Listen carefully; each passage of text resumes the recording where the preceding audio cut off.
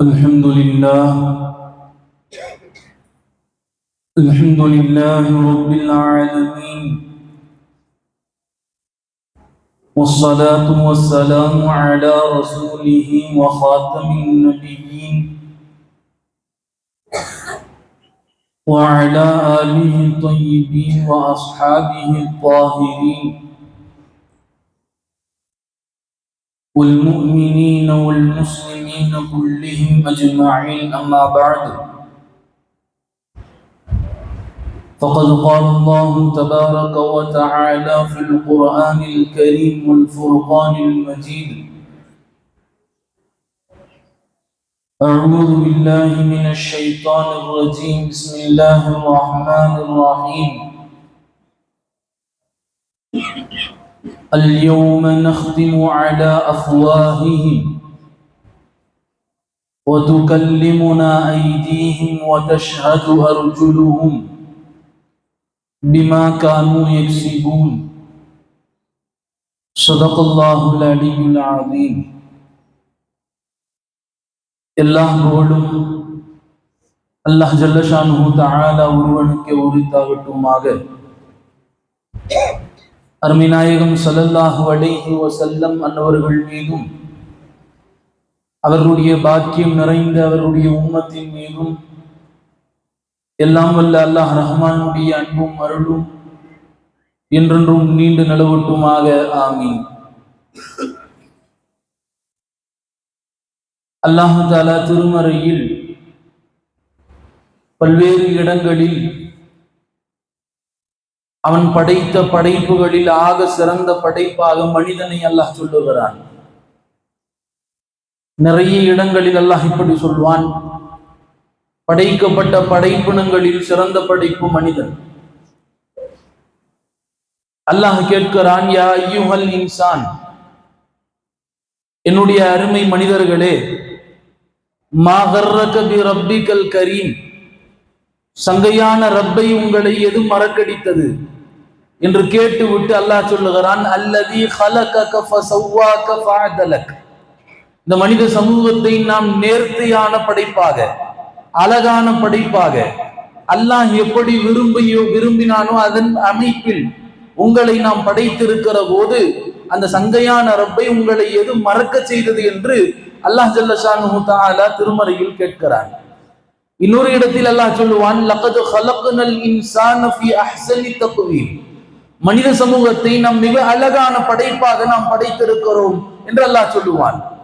இன்னொரு இடங்களில் மனிதன் எப்படி படைக்கப்பட்டான் என்று அதனுடைய கருவூலங்களை சொல்லுகிற போது ஒரு சாதாரண இந்திரிய துளியிலிருந்து, ஒரு திரவியத்திலிருந்து ஒரு சதை கட்டியாக, ஒரு இரத்த கட்டியாக, அதற்கு பிறகு ஒரு சதை கட்டியாக, அதற்கு பிறகு ஒரு உடல் உறுப்புகளாக, கண்களாக, காதுகளாக, கைகளாக, இப்படி உறுப்புகளை எல்லாம் கொடுத்து அதற்கு ரூஹை கொடுத்தது நாம் என்று சொல்லுகிற போது அந்த வசனத்தை முடிக்கிற போது அல்லாஹ் சொல்லுவான்: ஃபதபாரக்கல்லாஹு அஹ்ஸனுல் காலிகீன்.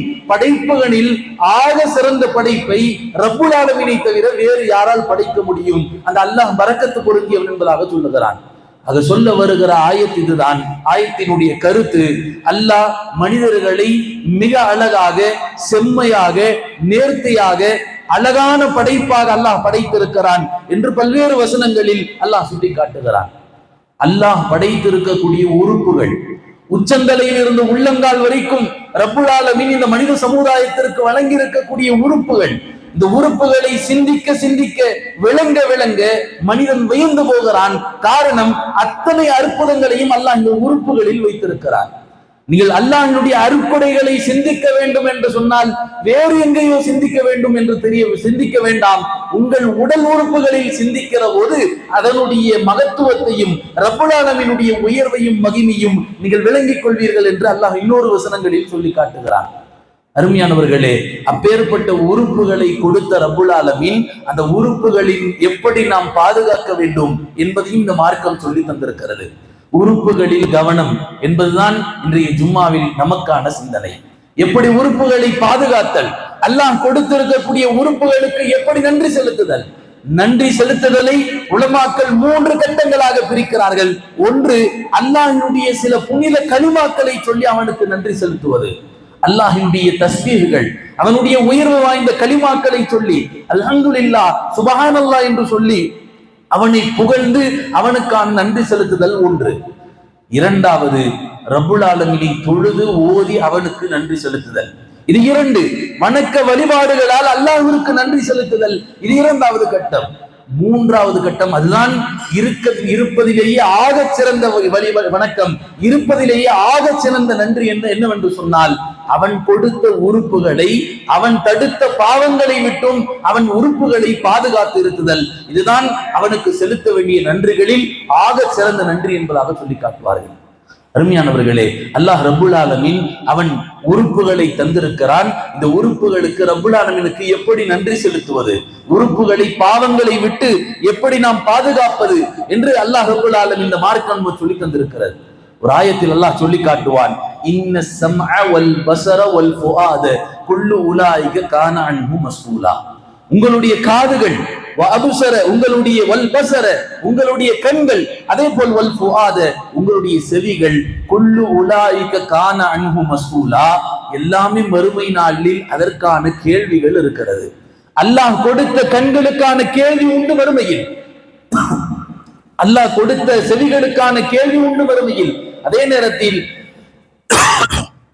அல்லாஹ் கொடுத்த பார்வைக்கான கேள்வி உண்டு என் மறுமையில் என்பதாக அல்லாஹ் ரப்புல் ஆலமீன் சொல்லி காட்டுகிறான். அருமையானவர்களே, ஆக கேள்வி இருக்கிற போது அந்த உறுப்புகளை எப்படி நாம் பயன்படுத்த வேண்டும் என்றும் இருக்கிறது. உறுப்புகளில் கவனம் நமக்கு மிக அதிகமாக தேவை. அந்த உறுப்புகள் தான் ஒரு கட்டத்தில் மனிதனுக்கு எதிராக சாட்சி சொல்லுகிறது என்று அல்லாஹ் இன்னொரு இடத்தில் சொல்லி காட்டுகிறான். நாம் எல்லாம் அடிக்கடி ஓதக்கூடிய சூரத்துல் யாசீன்.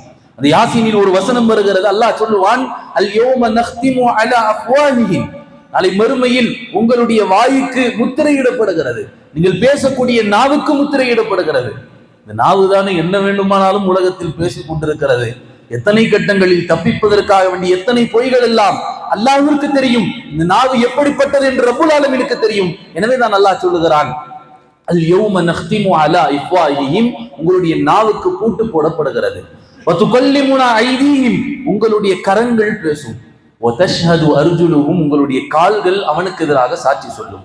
நாளை மறுமையில் மனிதனுக்கு எதிராக சாட்சி சொல்லக்கூடிய உறுப்புகள் இந்த உறுப்புகளை பாதுகாக்க வேண்டும் என்று இருக்கிற போது மிக முக்கியமான உறுப்புகள் 7 உறுப்புகள் என்பதாக சொல்வார்கள்.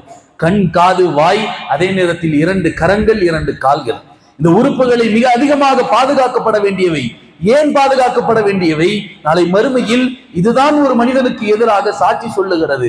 தகித்து நிற்கக்கூடிய ஒரு வேளையில், பயந்து நிற்கக்கூடிய அந்த மறுமை நாளில் மனிதனுக்கு எதிராக சாட்சி சொல்லக்கூடிய உறுப்புகள் இந்த 7 உறுப்புகள்.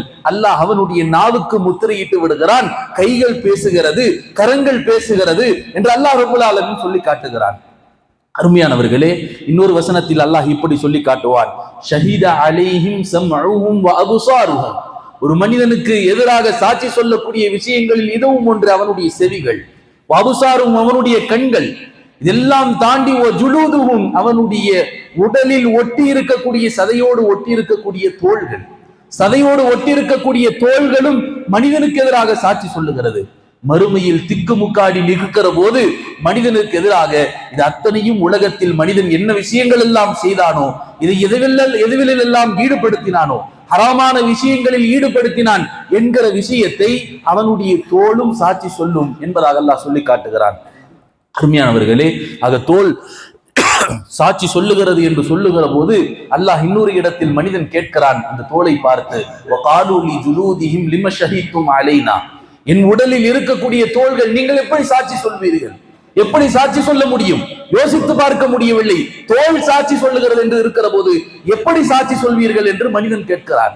இந்த சோல் சொல்லுகிறது, அன்தகனல்லாஹுல்லதி அன்தக குல்ல ஷைஇன் அவ்வல மர்ரா, முதல் முறையாக உங்களை, மனிதர்களாகிய உங்களை அல்லாஹ் யார் எப்படி பேச வைத்தானோ, முதலாக ஆடு மாடுகளை அதனுடைய மொழியில் அல்லாஹ் ரப்புல் ஆலமீன் எப்படி பேச வைத்தானோ, முதலாக பறவைகள், புறாக்கள் அதனுடைய மொழியில் அல்லாஹ் எப்படி பேச வைத்தானோ, அந்த ரப்புல் ஆலமீன் தான் எங்களையும் பேச வைத்தான், உங்களுக்கு எதிராக சாட்சி சொல்ல வைத்தான் என்று அவன் உடலில் சதையோடு ஒட்டியிருக்கக்கூடிய தோல் அவனுக்கு எதிராக சாட்சி சொல்லுகிறது என்று அல்லாஹ் ரப்புல் ஆலமீன் திருமறையில் சொல்லி காட்டுகிறான். அருமையானவர்களே, ஆக உறுப்புகளில் கவனம் தேவை. மனிதன் அவனை நரகத்தில் இழுத்து கொண்டு செல்லுகிற அவன் உறுப்புகள் அவனுக்கு எதிராக சாட்சி சொல்லுகிற போது அந்த உறுப்புகளில் நாம் எவ்வளவு கவனமாக இருக்க வேண்டும் என்று சிந்திக்க கடமைப்பட்டிருக்கிறோம். உறுப்புகளில் கவனம் தேவை என்று இருக்கிற போது ஆக சிறந்த உறுப்புகள் கண். அந்த கண் பார்வையை அல்லாஹ் மிக அற்புதமாக நமக்கு தந்திருக்கிறான். இந்த பார்வைக்கு பல ஆயிரங்கள் சஜிதாக்கள் செய்தாலும் அந்த பார்வைக்கு ஒரு பார்வைக்கு அல்லாஹ்விற்கு நாம் நன்றி செலுத்தியதாக ஆக முடியாது. அத்தனை பெரிய விஷயங்களை அல்லாஹ் கண் பார்வையில் வைத்திருக்கிறான். இன்னைக்கெல்லாம் சாதாரண ஒரு போன்ல கேமராவை வச்சு கொண்டு நாம் பெருமை அடித்துக் கொண்டிருக்கிறோம். என் போன்ல இத்தனை மெகா பிக்சல் இருக்கிறது, என் போன்ல இத்தனை மெகா பிக்சல் இருக்கிறது, 60 இருக்கிறது, 50 இருக்கிறது, 100 இருக்கிறது, நிலாவை எல்லாம் படம் பிடிக்கிற அளவுக்கு திறமை என் போனில் இருக்கிறது என்று பெருமை அடித்துக் கொண்டிருக்கிறோம். ஆனால் அல்லாஹ் ரப்பல் ஆலமீனுடைய அந்த ஒற்றை பார்வை இருக்கிறது. 60 ஆண்டுகளுக்கு முன்பாக ஒரு மனிதனை நீங்கள் பார்த்திருப்பீர்கள்.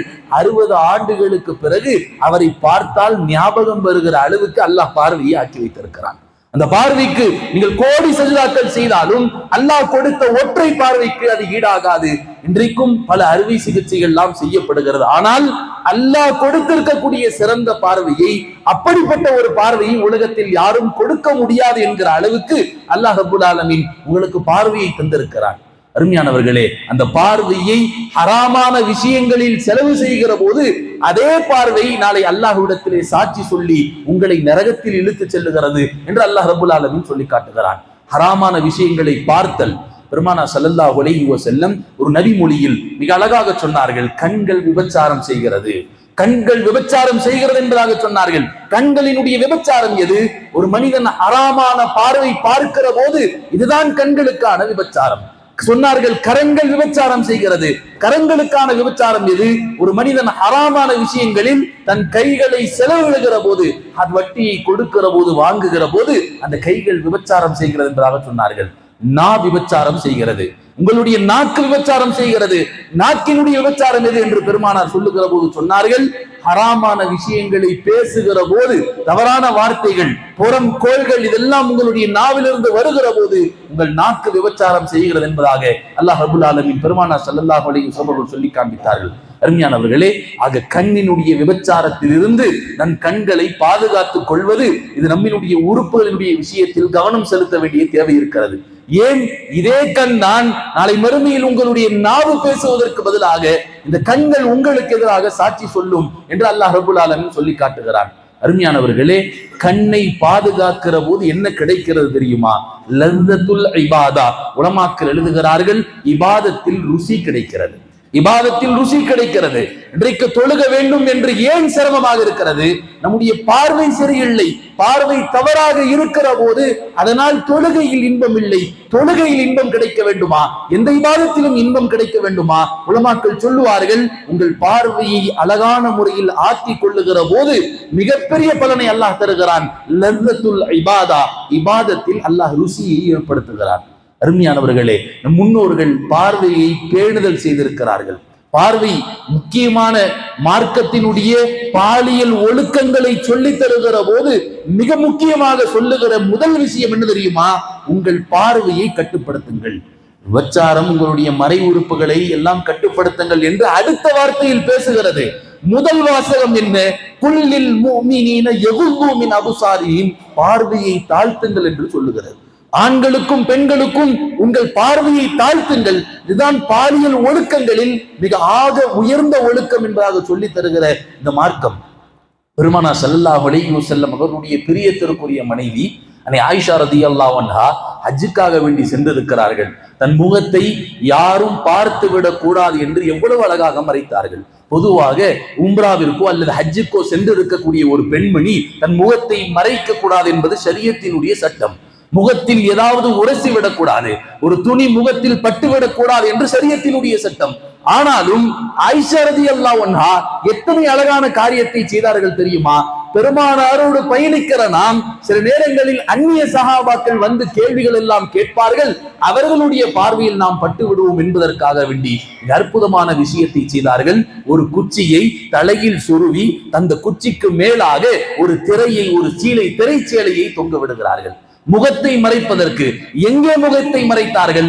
உம்ராவிலே அதனை ஆயிஷா ரலியல்லாஹு அன்ஹா முகத்தை மறைத்தார்கள். அருமையானவர்களை சிந்தித்து பாருங்கள். இன்றைக்கு கடை வீதியில் செல்லக்கூடிய பெண்கள் முகத்தை மறைக்காமல் செல்லுகிறார்கள். ஆயிஷா ரலியல்லாஹு அன்ஹா இன்றைய காலத்தில் இருந்து நம் பெண்களை எல்லாம் பார்த்தார்கள் என்று சொன்னால் காரி உமிழ்ந்து விடுவார்கள். அருமையானவர்களே, அத்தனை அக்கிரமங்களும் பர்தா இல்லாத நிலைகள், பர்தா இல்லாமல், பர்தா அணிந்திருந்தாலும் பர்தா இல்லாத நிலை போல சில நேரங்களில் முகத்தை எல்லாம் மறைக்காமல் ஒரு கணவனுக்கு தன் அலங்காரத்தை வெளிக்காட்ட வேண்டும். ஆனால் சமூகத்தினுடைய வெட்கக்கேடு என்ன தெரியுமா? யாரோ பார்க்க வேண்டும், அந்நியானெல்லாம் பார்க்க வேண்டும் என்று சொல்லி அந்த பெண் முகத்தில் சாயத்தையும் கண்களில் மையையும் உடத்தில் சாயத்தை எல்லாம் போட்டுக்கொண்டு ஒருவர் கடை வீதிக்கு சென்று வலம் வருகிறார் என்று சொன்னால் மார்க்கத்தினுடைய பெயரில் இந்த பெண்ணுக்கு வேறு பெயர் வைக்கிறது. அந்த பெயரை ஜும்மாவினுடைய மேடையில் சொல்ல முடியாது. அருமையானவர்களே, ஆக பெருமானார் ஸல்லல்லாஹு அலைஹி வஸல்லம் அவருடைய பிரியத்திற்குரிய மனைவி அன்னை ஆயிஷா ரலியல்லாஹு அன்ஹா யாருடைய பார்வையிலும் பட்டுவிடக் கூடாது என்பதற்காக வேண்டி ஒரு உம்ராவில் தன் முகத்தை மிக அழகாக மறைத்தார்கள் என்பதாக வரலாறுகளில் பார்க்கிறோம். ஆக பார்வை பேணுதல் இதுதான் உறுப்புகளில் நாம் மிக அதிகமாக கவனம் செலுத்த வேண்டிய தேவை இருக்கிறது. குறிப்பாக வாலிபர்கள் நிறைய அந்நிய பெண்களை பார்த்து விடுகிறார்கள். பார்வைதான் முதல் கட்ட பாவத்திற்கான காரணமாக இருக்கிறது. அந்த பார்வைக்கு பிறகுதான் எல்லா விதமான ஃபித்னாக்களும் இன்றைக்கு ஏற்படுகிறது. பார்க்கிறோமா இல்லையா? பள்ளிக்கூடங்களுக்கு செல்லக்கூடிய பிள்ளைகள், காலேஜுக்கு செல்லக்கூடிய வாலிபர்கள் யாரோ ஒரு பெண்ணை பார்த்து மோகம் கொண்டு ஒரு கட்டத்தில் இஸ்லாத்தை விடக்கூடிய ஒரு சூழல் எல்லாம் எங்கே உருவாகிறது? முதல் கட்ட காரணம் என்ன தெரியுமா? பார்வையின் மூலம் ஒரு பெண்ணை பார்த்து ஆசைப்பட்டு அவள் மோகத்தில் இஸ்லாத்தை விட்டு ஓடக்கூடிய இன்றைக்கு முஸ்லிம் சமூக ஆண்கள் வாலிபர்களை எல்லாம் நாம் பார்த்து கொண்டிருக்கிறோம். அருமையானவர்களே, ஆக பார்வை பேணுதல் உறுப்புகளில் நாம் மிக அதிகம் கவனம் செலுத்த வேண்டிய ஒன்று பார்வை என்பதாக சொல்வார்கள். அதே போல் அருமையானவர்களே, நம்முடைய செவியும் மூலமாகவும் ரப்புல் ஆலமீன் இந்த செவி இருக்கிறது, இது அல்லாஹ்விற்கு மனிதனுக்கு எதிராக சாட்சி சொல்லி விடுகிறது மறுமையில். எனவே இந்த செவியையும் நாம் பாதுகாத்து ஆக வேண்டும். செவியை குறித்து சொல்லுகிற போது ரப்புல் ஆலமீன் குர்ஆனில் 2 விஷயத்தை சொல்லுகிறான், 2 செய்தி. முதலாவது சொல்லுகிறான், ஒருவேளை நீங்கள் கேட்டால் லகுவ வீணான விஷயத்தை கேட்கிற போது அல்லாஹ் சொல்லுகிறான், நல்லவர்கள் அதை புறக்கணித்து விடுவார்கள். வீணான விஷயங்கள், ஒரு கூட்டத்தில் நிற்கிறீர்கள், புறம் பேசுகிறார்கள், உடனே இவர் கலந்து சென்று விடுவார். ஒரு கூட்டத்தில் நிற்கிறீர்கள், வேறு யாரையோ பற்றி பேசிக் கொண்டிருக்கிறார்கள், அங்கே இல்லாதவர்களை பற்றி புறம் பேசப்படுகிறது, கோல் சொல்லப்படுகிறது என்று சொன்னால் நல்ல மனிதர்கள், நல்ல முஸ்லிம்கள், முஃமின்கள் என்ன செய்வார்கள்? அந்த சபையை விட்டு இவர்கள் சென்று விடுவார்கள். இல்லை என்றால் இவர்களை பற்றி பேசாதீர்கள் என்று சொல்லுவார்கள். செவியினுடைய பாதுகாத்தல், ஒருவேளை அவர்கள் தவறான விஷயத்தை கேட்கிற போது அங்கிருந்து சென்று விடுவார்கள் என்று குர்ஆன் சொல்லுகிற ஒரு செய்தி. இன்னொரு செய்தி அல்லாஹ் சொல்லுகிறான், அல்லாஹ்விற்கு அருளப்பட்ட ரசூலுல்லாஹி ஸல்லல்லாஹு அலைஹி வஸல்லம் அவர்களுக்கு கொடுக்கப்பட்ட இந்த திருவேதத்தை ஓத கேட்டால் அந்த செவிகளினுடைய வழியாக, கண்கள் வழியாக கண்ணீர் வரும் என்பதாக அல்லாஹ் சொல்லுகிறான். கண்களின் வழியாக, செவி வழியாக குர்ஆன் சென்று செவியை பாதுகாத்ததோடு மட்டுமல்லாமல் அவர்களுடைய கண் வழியாக கண்ணீர் வரும் என்பதாக அல்லாஹ் ரப்பல் ஆலமீன் சொல்லி காட்டுகிறான். அருமையானவர்களே, அது செவியை பாதுகாத்தல். அல்லாஹ் ஹராமாக்கிய விஷயங்களில் இருந்து உங்கள் செவியை பாதுகாக்கிற போது உங்கள் செவி நாளை மறுமையில் உங்களுக்கு நேராக சாட்சி சொல்லும், இல்லை என்றால் உங்களுக்கு எதிராக இந்த செவி சாட்சி சொல்லும் என்பதாக அல்லாஹ் ரப்பல் ஆலமீன் சொல்லி காட்டுகிறான். அதே நேரத்தில் நம்முடைய கரங்களை பாதுகாத்து ஆக வேண்டும். அல்லாஹ் ஹராமாக்கிய விஷயங்களில் உங்கள் கரங்களை ஈடுபடுத்துவதிலிருந்து நீங்கள் பாதுகாத்தாக வேண்டும். ஹராமான விஷயங்களை செய்தல், ஹராமான வட்டியை சம்பாதித்தல், அல்லது வட்டிக்காக வேண்டி சைன் போடுதல், வட்டிக்காக வேண்டி சாட்சி கையெழுத்து போடுதல், இதெல்லாம் உங்கள் கரங்களை நீங்கள் ஹராமில் பயன்படுத்துவதற்கு சமம், ஹராமில் பயன்படுத்துவதை போல்தான் என்பதாக உலமாக்கள் சொல்வார்கள். எனவே அருமையானவர்களே, கரங்களை அல்லாஹ் கொடுத்த 2 கரங்கள், இந்த கரங்களை நல்ல வழியில் செலவழித்தாக வேண்டும். அல்லாஹ் ரப்பல் ஆலமீன் தீனுடைய விஷயங்களில் செலவழித்தாக வேண்டும். சஹாபாக்கள் கரங்களை தன்னுடைய அல்லாஹ்வுடைய தீனுக்காக வேண்டி, அந்த தீனுடைய வளர்ச்சிக்காக வேண்டி செலவழித்திருக்கிறார்கள். எத்தனை போர்கள்! ஒரு சஹாபிக்கு கையை பிரிந்து தொங்குகிறது போரில், கை அடிபட்டு அந்த கை தொங்கிக் கொண்டிருக்கிறது. அந்த சஹாபி தன்னுடைய கால்களால் அந்த கையை வைத்து பிரித்து எரிந்து விட்டு மீண்டும் போரில் கலந்து அந்த போரில் ஷஹீதான வரலாறுகள் எல்லாம் இருக்கிறது. அல்லாஹ் கொடுத்த கரங்களை நீங்கள் நேரான பாதையில் ஹராமான விஷயங்களில் இல்லாமல் நீங்கள் சரியான விஷயங்களில் உங்கள் கரங்களை செலவழிக்கிற போது இந்த கரங்கள் உங்களுக்கு நேராக சாட்சி சொல்லும், இல்லை என்றால் இந்த கரங்கள் உங்களுக்கு எதிராக சாட்சி சொல்லும் என்பதாக அல்லாஹ் ரப்பல் ஆலமீன் சொல்லி காட்டுகிறார். அருமையானவர்களே, அதே போல் அல்லாஹ் கொடுத்திருக்கக்கூடிய உறுப்புகளில் மிக அதிகம் கவனம் செலுத்த வேண்டிய கால்கள். இந்த கால்களை நல்ல வழியில் செலவழிக்க வேண்டும். ஹராமான விஷயங்களில் உங்கள் கால்களை ஈடுபடுத்துகிற போது இந்த கால்கள் உங்களுக்கு எதிராக நாளை மறுமையில் சாட்சி சொல்லுகிறது. உர்வத் இப்னு மஸ்ஊத் என்கிற ஒரு சஹாபி ஒரு போர்க்களத்தில் ஒரு அடிபட்டு விடுகிறது காலில். மருத்துவர்கள் எல்லாம் ஆலோசனை செய்து சொல்கிறார்கள், உங்கள் காலை சிகிச்சை செய்து அகற்றிவிட வேண்டும், கால் எடுத்தாக வேண்டும், இல்லை என்றால் உங்கள் உடலுக்கு மிகப்பெரிய ஆபத்து இருக்கிறது என்பதாக மருத்துவர்கள் ஆலோசனை செய்து சொல்லுகிறார்கள். கால் எடுக்கிற போது கொஞ்சம் மதுவை குடித்துக் கொள்ள வேண்டும். அன்றைய காலங்களில் இன்றைக்கு நவீனமாக இருக்கக்கூடிய அறுவை சிகிச்சை போலெல்லாம் இல்லை, கொஞ்சம் சிரமம். காலை வெட்டி எடுப்பது என்பது ஒரு சிரமமான காரியம். எனவே சொல்லுகிறார்கள் மருத்துவர்கள், கொஞ்சம் மதுவை அறிந்து கொள்ள வேண்டும். மார்க்கத்தில் நெருக்கடியான நேரங்கள், சில நேரங்களில் மௌத்து வந்துவிடும் என்கிற நிலை ஏற்படுகிற போது தாய்த்து இருக்கக்கூடிய ஒரு மனிதனுக்கு நீங்கள் கொஞ்சம் மதுவை அறிந்து கொண்டு உங்கள் உயிரை பாதுகாத்துக் கொள்ளலாம் என்று ஷரியத்தினுடைய சட்டம் இருக்கிறது. ஆனாலும் உர்வத் இப்னு மஸ்ஊத் சொன்னார்கள், இல்லை, நான் பருக மாட்டேன், என் காலை அகற்றுங்கள் என்றாக சொன்னார்கள். நான் குரானை ஓதிக்கொள்கிறேன், குரான் ஓதுகிற போது என் காலை வெட்டி எடுத்து விடுங்கள் என்பதாக சொன்னார்கள். அதே போல் உர்வத் இப்னு மஸ்ஊத் அவர்கள் திருக்குரானை ஓதிக்கொண்டிருக்கிறார்கள், கால் வெட்டி எடுக்கப்படுகிறது. கொஞ்ச நேரத்தில் ரத்தமெல்லாம் போய் மயக்கமெல்லாம் தெளிந்த பிறகு இருக்கக்கூடிய சுற்றி நிற்கக்கூடிய மக்களை பார்த்து கேட்டார்கள், எங்கே என் கால் என்பதாக கேட்டார்கள். என் கால் எங்கே, எடுக்கப்பட்ட கால் எங்கே? மக்கள் அவருடைய கையில், அவரிடத்தில் இருந்து எடுக்கப்பட்ட அந்த காலை கையில் கொடுக்கப்பட்டது. இந்த காலை வானத்தை நோக்கி காட்டி சொன்னார்கள். ஒரு நாள் கூட, ஒரு நேரம் கூட இந்த கால் அல்லாஹ் ரப்புல் ஆலமீன் இடத்தில் சொன்னார்கள், யா அல்லாஹ், உனக்கு தெரியும், ஹராமான வழியில் நான் நடந்ததில்லை, இந்த காலை கொண்டதாக சொன்னார்கள்.